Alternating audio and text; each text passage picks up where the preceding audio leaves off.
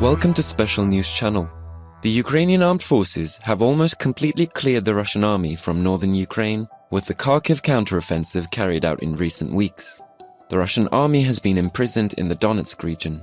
Fighting continues in some small towns and villages. However, the Ukrainian armed forces seem to be making the beginning of a new offensive recently.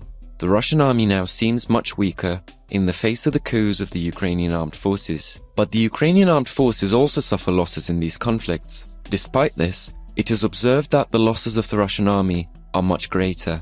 Russia has to give up a lot in order to seize some regions. The Ukrainian armed forces dealt a heavy blow to the Russian army by hitting 4 Russian ammunition depots and command centers in the last week.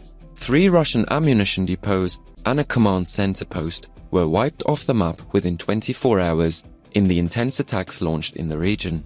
It turns into a fireball, setting fire to Russian ammunition depots after a series of successful Ukrainian attacks. In a second and third wave of attacks, buildings and large Russian ammunition depots were destroyed by the explosion of ammunition. Only the bare infrastructure of the warehouses remained after the relentless bombardment.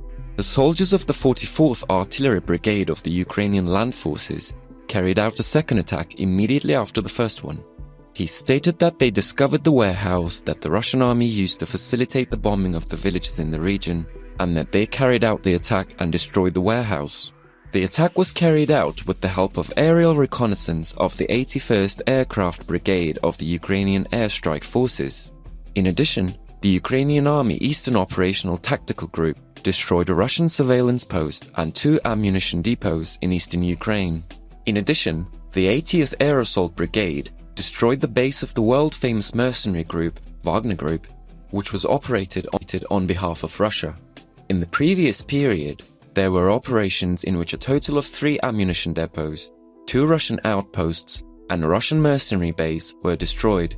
Russia paid the price of these losses in the region, and the Russian attacks in the region were interrupted to a great extent. Despite Russia falling so far behind, it is still making an effort to progress.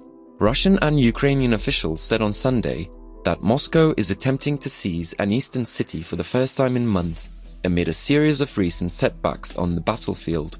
A reporter for Russia's state-owned news agency said that troops affiliated with the Wagner Group, a special military force linked to President Vladimir Putin, captured the village of Ivangrad, close to a road near the southern approach of Bakhmut, and they were fighting fierce battles in another suburb. Serhiy Cherevati, spokesman for the Ukrainian forces in the east, said that Bakhmut is one of the hottest spots in the region and the place where the enemy is most aggressive with its maximum concentration of forces.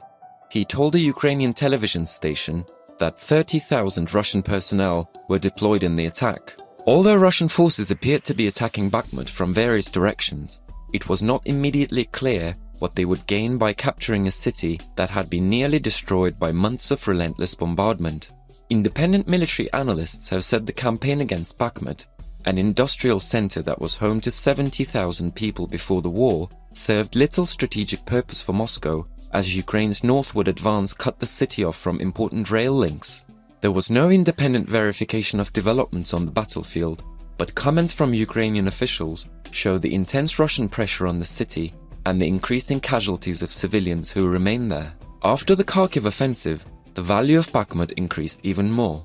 While Russia shows special interest in this region in terms of domination of the Donbass, the Ukrainian armed forces want to use Bakhmut as the epicenter in a possible attack on Donetsk and Luhansk. Pavlo Kyrylenko, the military director of Ukraine's Donetsk region, which includes Bakhmut, said Russian forces killed 3 civilians in the area on Friday, 2 of them in Bakhmut.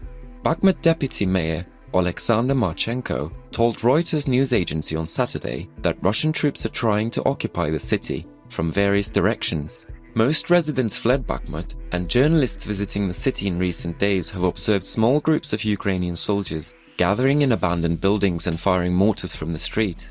As Ukrainian forces insist, Bakhmut has become a symbol of Russia's failure to achieve Putin's goal of controlling the entire eastern Donbass region, an industrial zone where Moscow-backed separatists formed their own republics in 2014.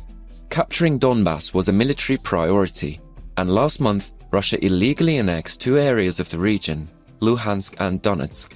But Moscow has made little progress since July, when it captured the last cities in Luhansk. Ukrainian forces from the reclaimed Kharkiv region to the northeast are gaining ground in the Donbass, while Russian troops hundreds of miles to the south are under pressure to hold on to Kherson, one of the first areas they captured after invading Ukraine in February.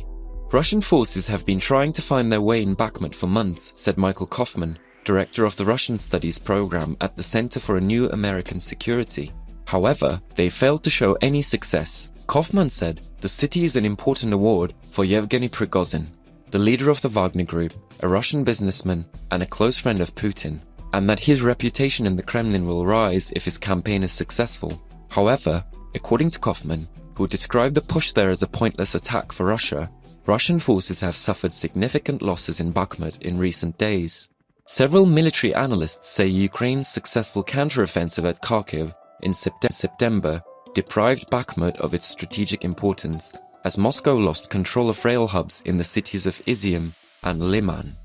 While the Russian president is trying to win these small victories, on the other hand, he continues his missile and kamikaze drone attacks, targeting all civilian infrastructure in Ukraine. It is known that the main purpose behind these attacks is to harass the Ukrainian people. However, the strengthening of the air defense of the Ukrainian armed forces day by day causes these operations to be largely unsuccessful. Russia is bearing great costs for this war, but at the end of it, gradually began to appear that instead of a happy victory, a sad defeat awaited them.